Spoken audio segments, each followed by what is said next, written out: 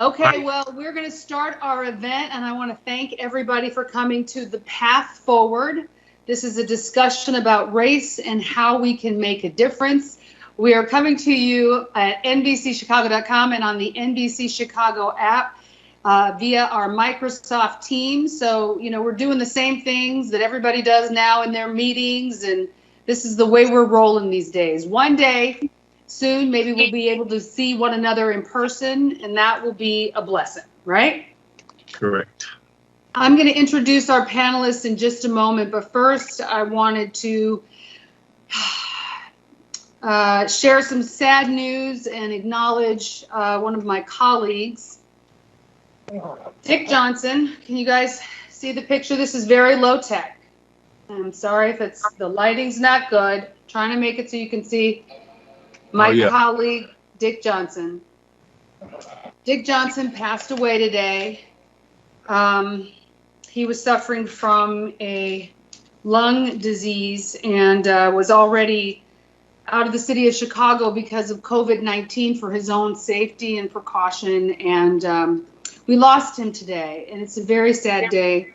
And I wanted to acknowledge him because he would be in the middle of the discussions and want to learn more and want to report on all of the issues. And, he's missed. He is sorely, sorely missed. We're heartbroken at NBC5.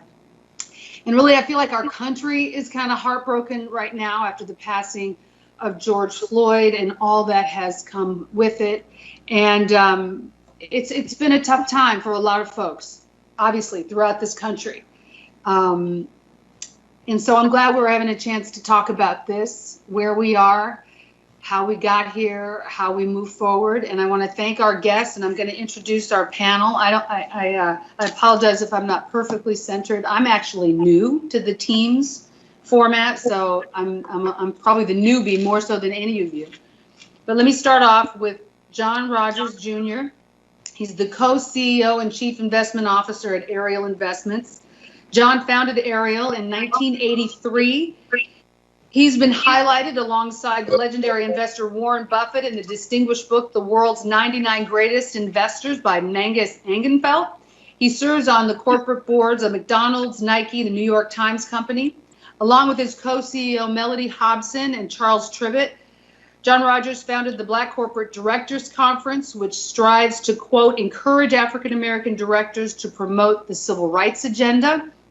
Rogers also served as co-chair of President Barack Obama's inauguration committee, and he is on the board of directors of the Barack Obama Foundation. John, thank you for being here. Bishop Simon Gordon is the senior pastor of Triedstone Church of Chicago and has been for 30 years. Triedstone is a full gospel Baptist church on the south side of Chicago with a congregation of about 3,000 people. Since 2003, Bishop Gordon has been the jurisdictional bishop for the Midwest region of full gospel Baptist churches, which includes 5 different states and Canada. Bishop Gordon also served as an advisor on the White House Faith-Based Council during President Barack Obama's first term. And most recently, Bishop Gordon has helped advise Governor Pritzker with guidance on faith-related issues during the coronavirus pandemic.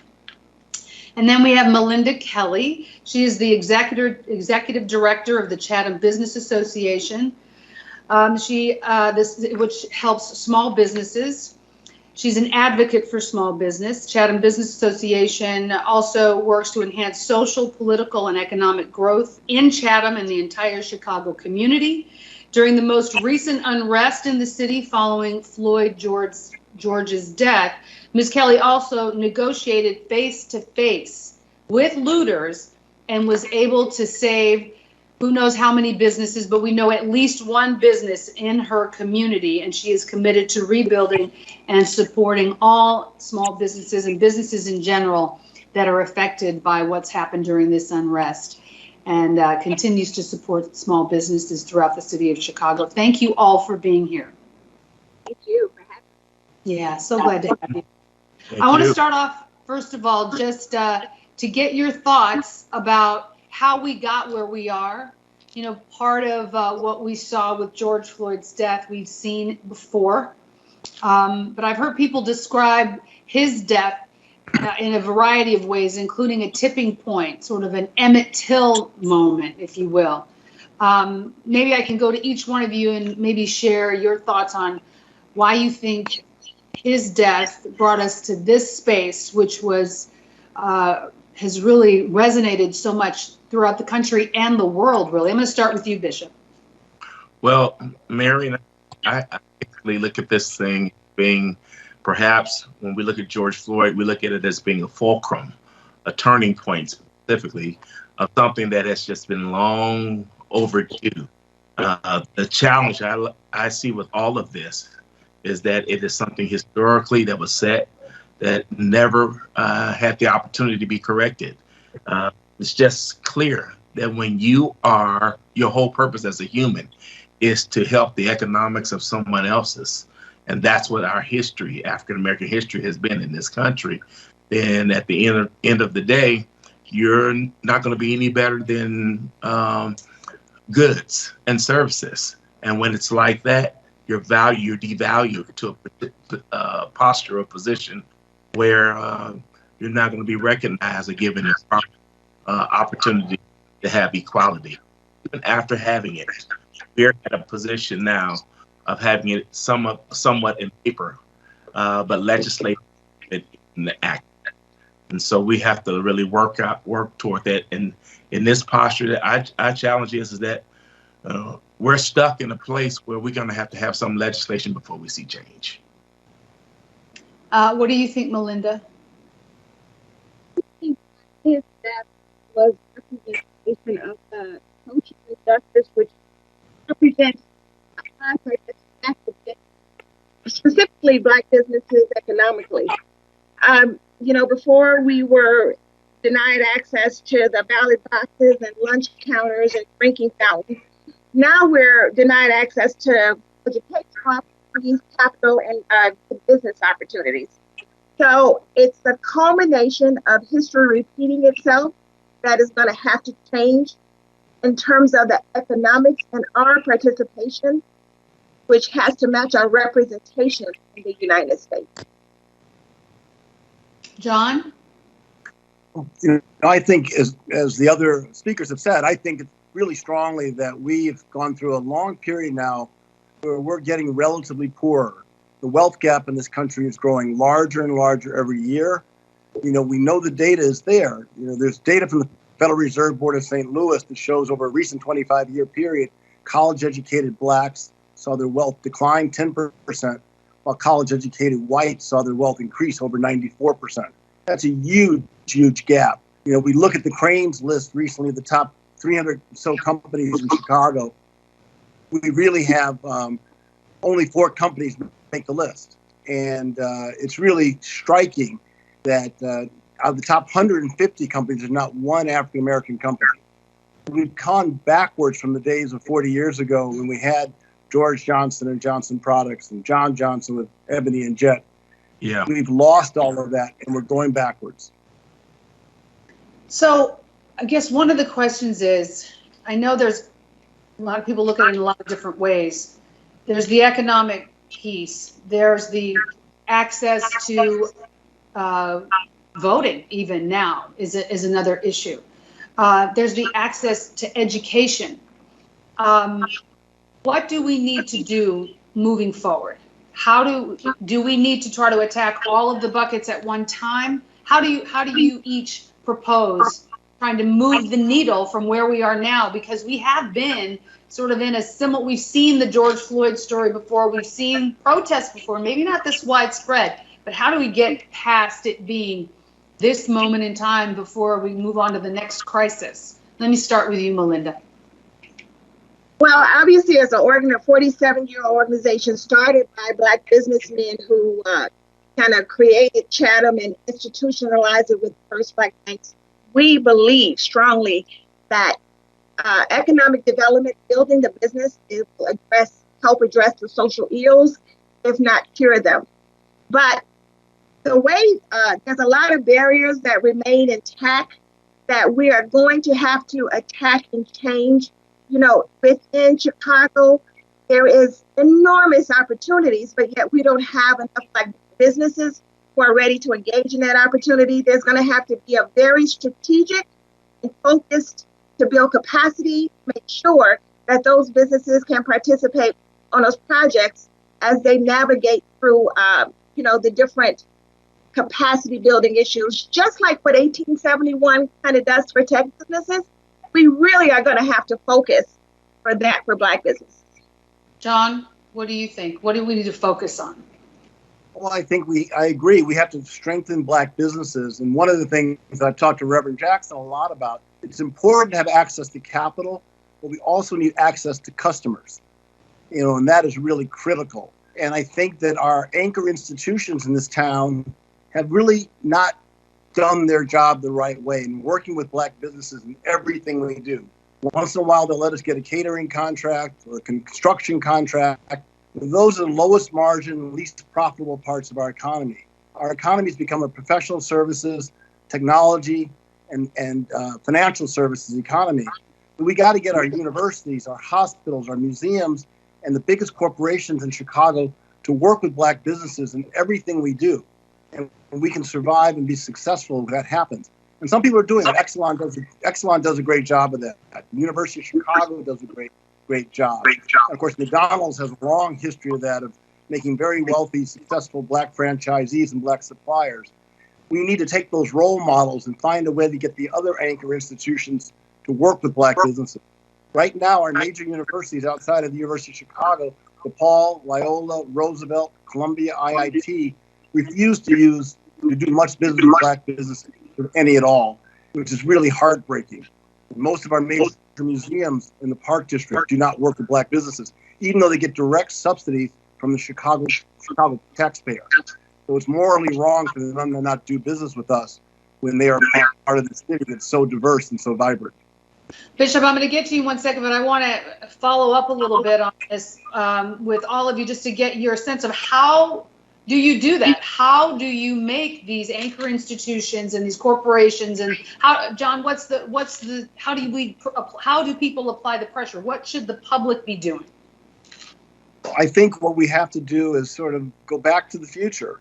We know when we had mayors like Harold Washington here in Chicago, we had Maynard Jackson in Atlanta, we had Coleman Young in Detroit. Those political powers pushed the anchor institutions to do the right things. We need our civil rights leaders. We have to support Rainbow Push, National Action Network, Urban League, the other major diverse organizations that are out there, like Melinda's, that are fighting for social justice and fighting for fairness. And if our social justice organizations, push pressure on these institutions, things will change. And if our political leaders put pressure, things will change. I think that's what we have to do. And then finally, the African Americans that are on these boards, they have a responsibility to fight for us when they're in those boardrooms. And too often that's not happening. And Bishop, what do you say? You talked about politics and policies. How can people best affect change? I feel like we've been down this road and had this conversation, but if you were speaking to what John was talking about, how could you see the faith community, the civil rights community working to try to push the needle? Well, let's look at the community at large first, and because John is right on, and so is Melinda, right on what necessarily needs to happen. Historically, some of us are old enough to remember the move from the 60s to the 70s and how those initial minority rules that allowed us to have contract, jobs, bid on opportunities, all those things became part of our reality for a period of time. But what was already in legislation, minorities would only get that 20%, and majority will keep that 80%. Somehow, our legislators, and this is why we need white legislators and Black legislators on Capitol Hill, working to change the whole process. Because the way it looks like right now, and the way things go, that 20% stays the same. And inside that pocket now is not just the African American, which a lot of the civil rights stuff initiated and caused that percentage to become law. Now we have everything in there. Of course, we have women Asians and Hispanics and LGBTQ and on and on and on and on and on. And everybody's stuck in 20% while the 80 stays the same. While the 80 is going to, well, as long as the 80 stays the same, and we're talking about the 70s to now. I brought this up, and I won't mention this name, to one of our senators. And I told our senator, I said, listen, you need to make, you got to do something about it. He just put his head down. He said, yeah, you know, you're right. Yeah, you know, you're right. I said, yeah, and you've been in there long enough to be a part of joining in with our congressmen and taking something, putting something in that can help equalize our opportunities. So, I mean, all the things John talked about is so important and right on point. You know, he didn't mention Northwestern, so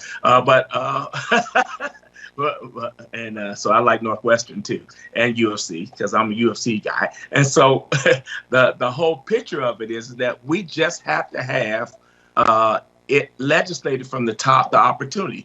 There's not going to be any obedience unless there's respect that starts from the top. And as long as we are legislated out of the opportunity to have economic parity, then we're going to be stuck in this process over and over again, because they will use the right to choose to keep us limited. Well, what do we do then? I mean, I feel as though we're still stuck against the same thing. You've got obviously a lot of people not happy with the status quo. How do you energize those folks? How do you get them from protesting and marching to actually making change, go even further than just marching down the street? I think that, I mean, and no matter how many people there are, how do you transition? I'll start with you, Bishop. I'll tell you one thing I like already. I like the fact that Cory Booker and some of our officials are up there right now writing new legislation and wanting to present it specifically for changing the rules and changing the laws, specifically how policing is done in this country. And they want to make it uniform in some instances where all the states have to participate in some way or another. That's a big push, because that's something that has just not happened. But we need it in the economic area. And then, you know, this whole thing about racism, it has a lot of games to it. You know, it's legislative racism. There's also bilateral racism. And bilateral racism is a great pitch to take two lower groups, minorities, and have them fight for the same spots over and over again. And those things allow things to maintain the same. And so we have to get together with all of our groups to make sure that, first of all, we get things legislated correctly, and then make the changes that John is talking about doing, accent those and make those major. I think you are absolutely on talking about the university, because really the only areas, the institute they really respect at the top when it comes to having an opinion is, you know, whose opinion, whose signature is on this opinion, and who did the research, and what documentation is attached to it, and where are the measurables that makes the difference, and all. And so that's awesome. Melinda, how do you think? I'm sorry, go ahead. A couple of things.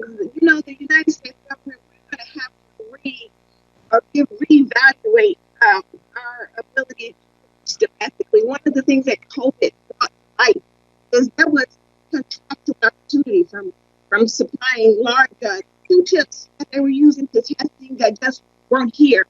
So as we expand our community, and the legislation that was set, where the federal government, as part of COVID, decided to give the businesses funding to help them create jobs, those are the kinds of things that are going to have to happen in order to change the economics. Because the only way to take people from looting, who really were trying to voice themselves, is to give them an opportunity to take care of themselves. Because that's what everybody wants.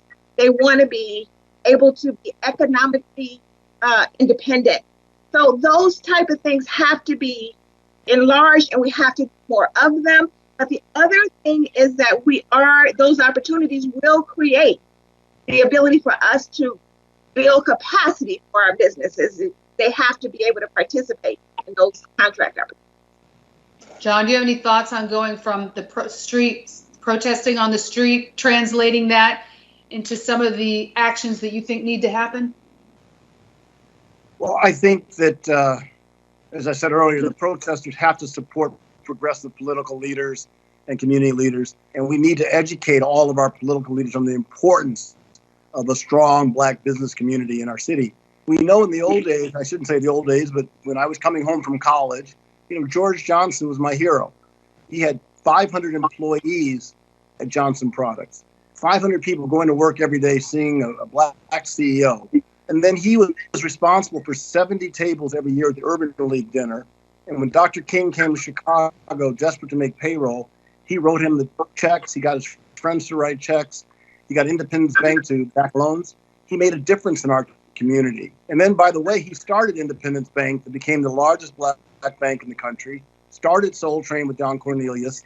He did all this extraordinary work and created an ecosystem where so many people had opportunities to grow their businesses, build their business, employ people, and do their own philanthropy because of George Johnson's leadership. And we need to have an understanding in the white community how important Black business is in helping solve all these other ills that we have, that we know come from poverty and less income and less wealth.